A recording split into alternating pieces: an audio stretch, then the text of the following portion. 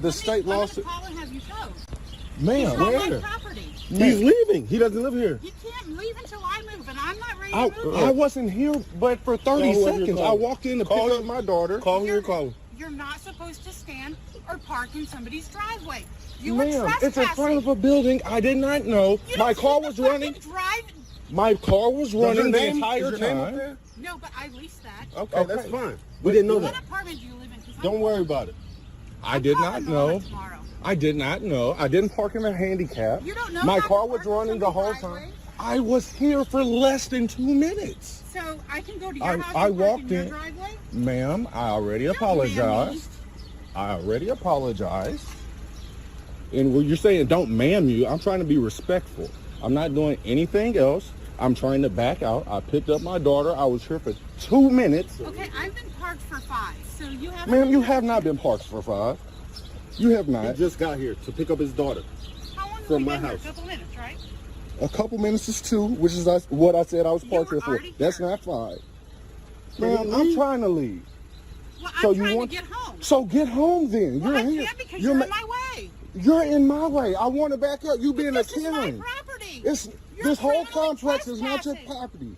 I'm No. not trespassing. I leased this garage. Okay, and this and that's driveway. fine. trying to move. And I'm trying Can to you move. move out You the shouldn't way? have You're been there being in a the first Karen. place. Do you not understand? All right. For 2 minutes? He can't pick up his daughter? No, that's not a parking All right, spot. all right. Okay. Can you move, And, please? and you're not in a parking spot. You're actually partially out in the fire lane. So let's film that. How about we do that? No, you're entitled. That's right, because I'm white and we rule. That's right, because I'm white and we rule. That's right, because I'm white and we rule. That's right, because I'm white and we rule. Oh, okay. Yeah. That's you. That's you. That's you, right? Shalom, Kahala Yahweh, Bashem Yahshai, Bashem Rakal Kodash. Double honors my teachers, the apostles and elders of Great Millstone. Peace and mercy to the elect, with the house of David reborn again in this generation. And Shalom to the 130 Yasharallah, who today are known as the Negroes, Latinos, and Native Americans, who before losing our true heritage, we were known as, and still are, the true Hebrew Israelites of the Holy Bible. In today's lesson, we're going to talk about the video we just watched with Shesaw declaring what everybody knows but doesn't want to admit, that they're white and they rule, right? But before we get into that, let's read this. This is Obadiah 1 and 3. The pride of thine heart hath deceived thee, thou dwellest in the clefts of the rocks, whose habitation is high, that saith in his heart, who shall bring me down to the ground? And this scripture here, in fact this entire book of Obadiah, is a letter of future destruction that is written to the Edomites. And that fat mess of a blob you seen sitting in the seat there, that was an Edomite woman. Okay? This is this thing here, right? This is a descendant of Esau, okay? And as you heard her, she said, I'm white and we rule. And she's not wrong about that, right? But what she is not aware of is that her time to rule is pretty much up. Her and the entire white race, right? Because they're not even white. The proper biblical identity for these people would be the nation of Edom, right? They are Edomites, right? And they are the last prophesized kingdom, right? Race of people that will rule before the second coming of the Messiah. Because when you get into the Bible, you learn that there are 18 nations upon the face of the earth, okay? And that those 18 nations are mentioned in Genesis 10, right? The Negro, Latino, Native Americans, we make up one of these nations, right? The nation of Israel, or as you say in Hebrew, Yasharallah, okay? Now this lady, her and all the other Caucasians around the world, the British, the Australian, the French, the Canadians, the Russians, and all, the Germans, and all the Caucasians of all around the world, right? If they are truly Caucasian, right, not like so-called, for example, like Italians, right, which a lot of them don't even go back to a Caucasian bloodline, but they, have, demelanated skin, so they have, snuck in there in the Caucasian, category, but they're not, right? But if they are truly Caucasian, their line likely goes back to the line of Esau, right? Adawam, or basically the descendants of Edom. Now this thing here, she's boasting in the truth, the truth that these people do not like to admit that they rule everything, right? But again, like I said, that's the truth, right? And these people like to pretend that they're not the rulers, right? They will always hire a token minority to sit on the board, to be the CEO of a company that they run, to fill their roster on the sports teams, right? These people here are trying to hide themselves, and why is that? Well, because you see, they understand that their rulership, their empire, is starting to come into question, right? And why is that? Well, because you see, the world is starting to wake up to who these people are, right? They're starting to wake up to the wickedness that the Edomites have spread around the world, right? And Esau, right, these Edomites, in trying to defend themselves, have tried to start to, play nice, right? By promoting minorities, by making, teaching this equity and representation and inclusiveness, right? Now, it's a twofold thing. One, they're trying to make up for it, right? But second, they're also just trying to hand over the reins of this fallen empire to another group, right? And again, these people here, you got to understand that, they're also deceived, because though they think that they have done all this, conquering and becoming, the rulers of the world all by themselves, they didn't, right? It's the Lord, the Most High, Yahweh, which is Hebrew for He is the one that set them up in this place, right?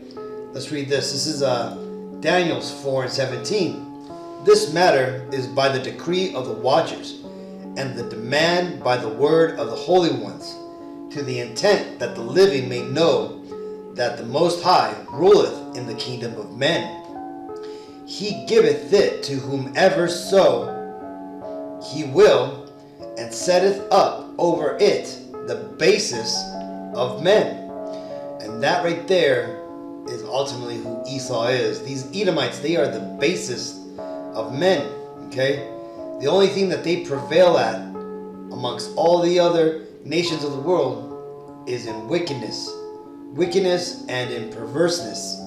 This is why the world is full with the craziness that we're seeing coming out right now, full blown, because this is the full extent of Esau and his heaven upon earth, right? We're living currently in the so-called white man's heaven, right? Which is a kingdom of lies, a kingdom of corruptions, and a kingdom of wickedness, all wrapped into one, okay? But how did this happen, right? How did the Most High give the world over to these Edomites? Why did He do that, right? Well, to understand that, you have to understand, the Bible, right? And namely, where we come from. When I say we, I'm talking about the white men, the Negro, Latino, Native American men. Okay? Well, you got to go back to Genesis 25 and 25, right? The birth of Esau and Jacob, right? Who was born to Isaac and Rebekah.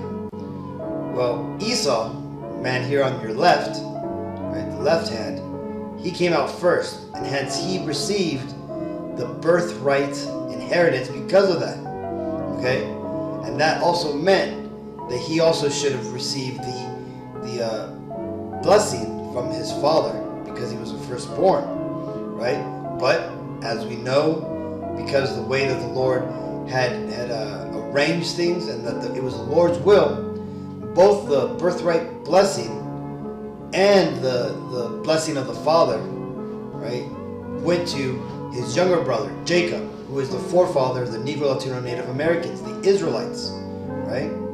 And these Edomites, their forefather Esau, knowing this, was upset, wept, and asked his father to bless him as well, right, to even him out.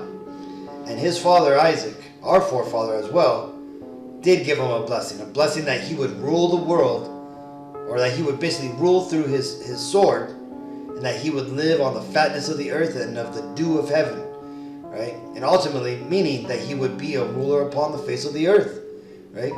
But like I said, the Lord has allowed all these other nations in existence to have their chance to rule. And why is that? Well, because the Lord's just. He has given everybody their time in the sun. But also because he used these other nations as basically as a whipping stick upon us, right? And also as a test for not only us, but for them as well. And that can be explained here in Judges 2:20. And the anger of Yahweh, Ba'ashem Yahshai, was hot against Israel. And he said, because that this people hath transgressed my covenant, which I commanded their fathers, and have not hearkened unto my voice, I will not henceforth drive out any from before them of the nations which Joshua left when he died, that through them, right, through these other nations, I may prove Israel whether they will keep the ways of Yahweh, Ba'ashem Yahushai, to walk therein, as their fathers did keep it, or not. Therefore the Yahweh, Ba'ashem Yahushai, left those nations without driving them out hastily, neither delivered them into the hands of Joshua. So that's why the Lord has kept around all these other nations, right? And including this last and most wicked nation of them all, these Edomites, so-called white people, okay? So they could do things like you just seen in the beginning video, where they're constantly harassing, right? That lady there, notice she was upset because those guys were supposedly trespassing, right? As you heard, they were just stopping off there real quick, and they're about to be on their way. Any normal person would just simply, pull up to them and be like, hey guys, I'm trying to get in here. Can you guys move your car so I can get in? And that would be it. But no, right? What is the spirit of these Edomites? Well, there's a lesson, right, in that too, right? There's a story where the Edomites, when us Israelites, we were going through the desert after we had came out of Egypt, we had asked if we could go through the nation of Edom's land, and they wouldn't even allow us to, right? Even though we said we would basically drink our own water and eat our own bread and pay for any tolls or fees to pass by, they said no, right? And that's the Edomite spirit, man, that they hate people trespassing on their land, right? And so that's why that lady was losing her shit, right? Just because those guys were in her parking spot, right? When she should be worried about more things like her damn cholesterol level or something, right? But the thing is again, this is just the spirit of these Edomites, man, and they're proud devils. This is Ecclesiastes 10:7. I have seen servants upon horses and princes walking as servants upon the earth. And what is explained there is pretty much what you see in this image here, right? You have the nation of Edom, right, sitting upon a horse, and both the northern kingdom and the southern kingdom, represented here by the so-called Native American and the so-called Negro, right, in the statue, right? And this statue used to be at the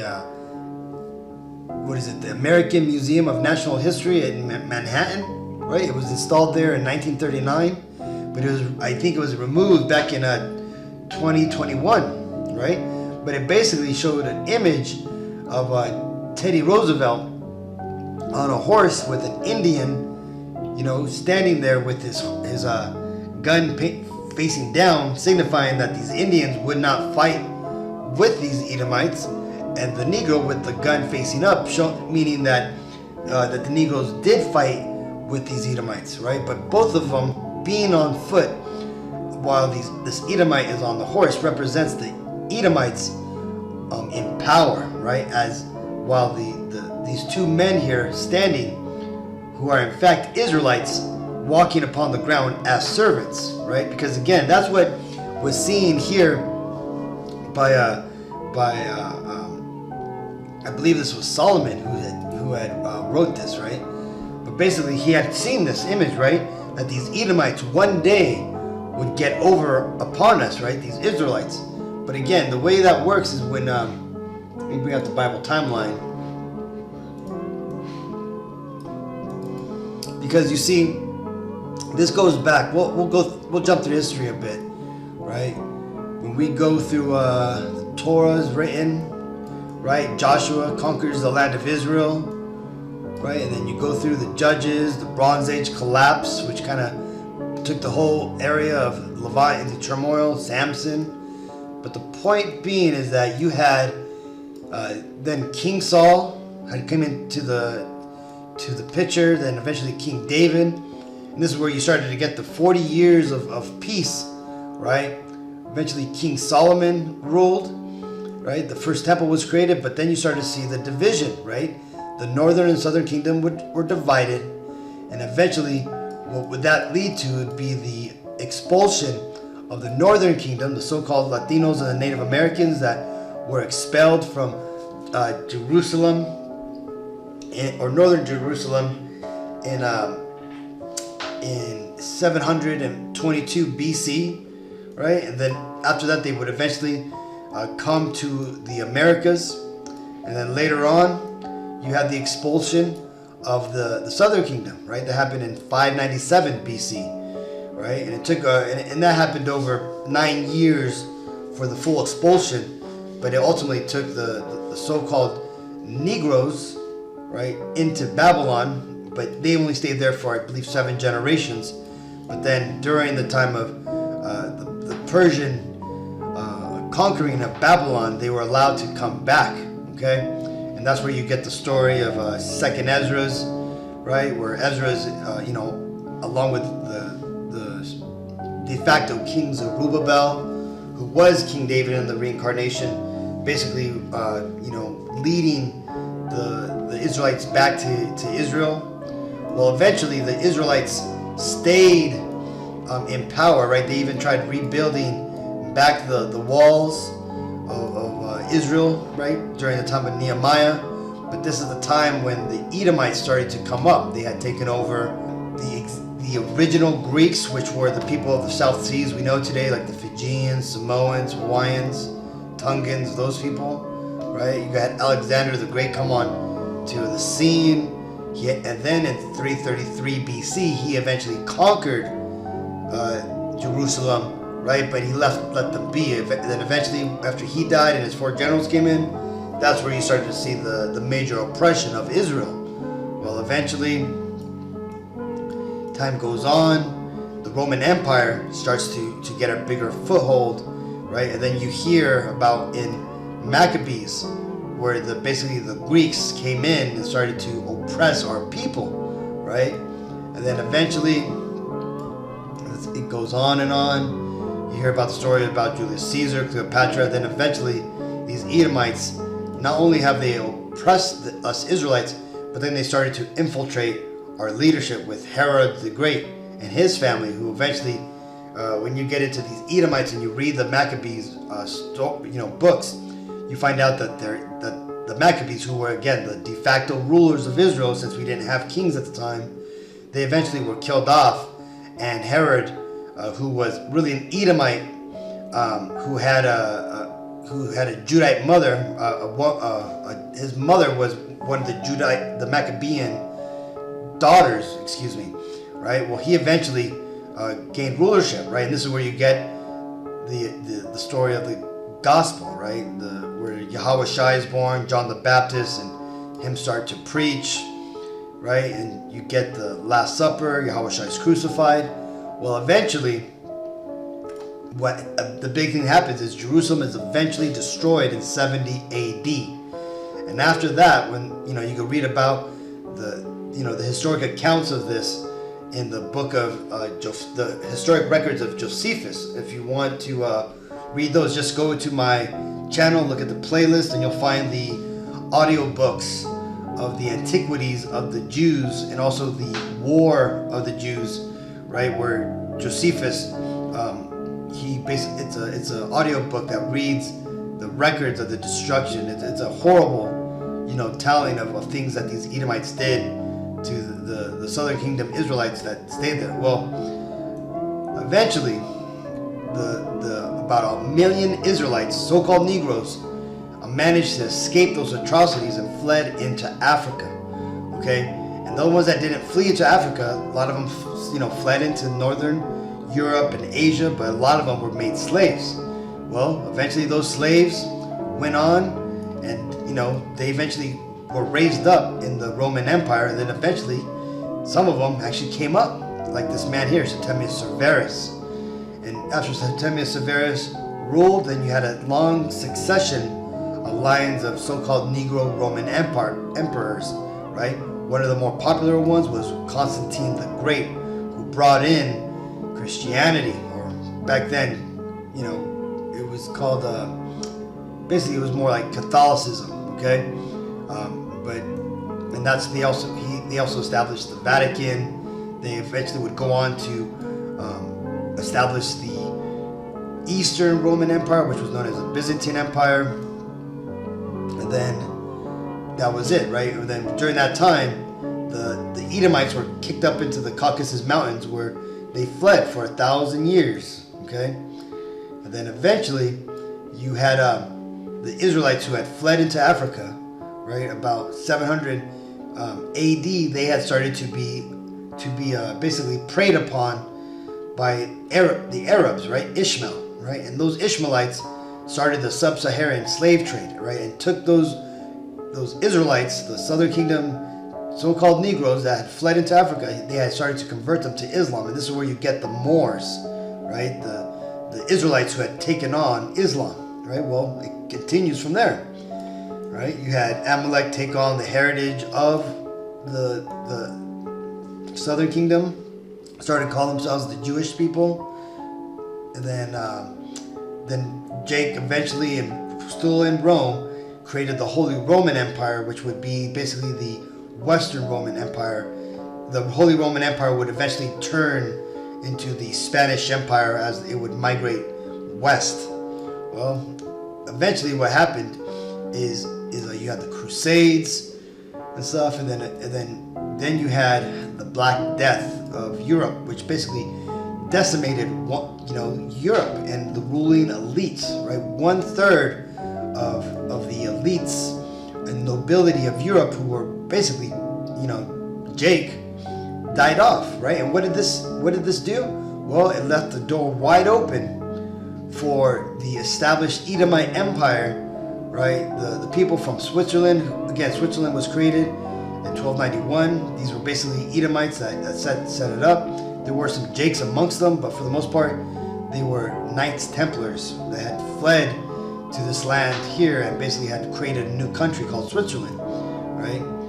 The Ottoman Empire rose up, but again, that big vacuum and emptiness that took place there in Europe from the Black Death allowed Esau, right, the so-called white man, to come back into power through marriages, through shifty business deals, through basically, in some cases even hostile takeovers, right? But ultimately, these Edomites came back into power, and ever since this point, they have basically ruled the world. Okay, they've taken over all of the European countries, and they've done it through deceit, right? Things like the Bolshevik Revolution, the Maoist, Communist Revolution, all those things. And again, Esau was behind all of it, and what we are left with today is Esau's empire. This is